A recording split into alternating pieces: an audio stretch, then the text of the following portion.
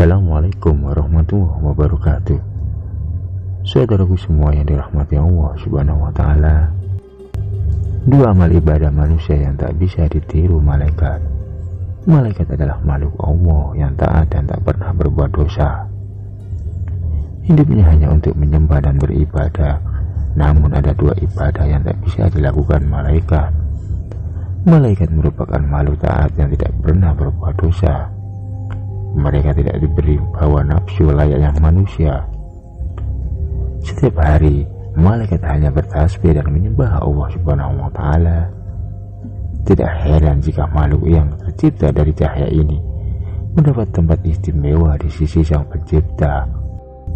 Para malaikat inilah yang dijadikan pasukan oleh Allah untuk mengawasi perbuatan manusia selama hidup di dunia. Mereka akan turun ke muka bumi atas perintah dari Allah Subhanahu wa Ta'ala untuk menyaksikan amalan apa saja yang dilakukan oleh manusia. Amalan yang dilakukan malaikat tentu saja lebih banyak jika dibandingkan manusia.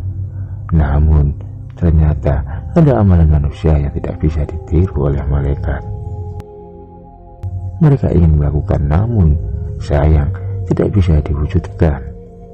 Amalan manusia itu tersebut adalah: yang pertama, orang yang kaya yang membantu orang miskin.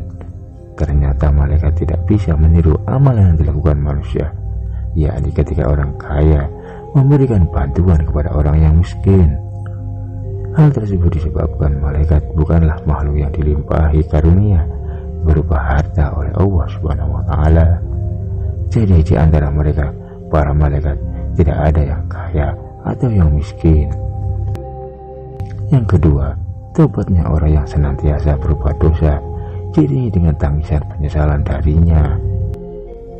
Ternyata amalan yang dilakukan oleh manusia kedua namun tidak bisa diamalkan oleh para malaikat adalah orang yang berbuat dosa namun bertaubat diiringi dengan tangisan penyesalan darinya. Manusia adalah makhluk ciptaan Allah yang tidak pernah luput dari perbuatan dosa.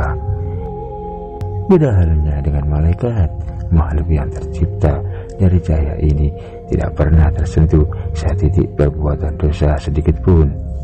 Hal ini membuat mereka tidak perlu melakukan taubat kepada Allah Subhanahu wa Ta'ala, apalagi sampai diiringi dengan tangisan seperti halnya manusia yang melakukan taubatan nasuha. Makhluk suci ciptaan Allah ini merasa kagum ketika melihat seorang manusia yang bertaubat kepada Allah dan menyesali segala perbuatannya, bahkan diiringi dengan tangisan penyesalan.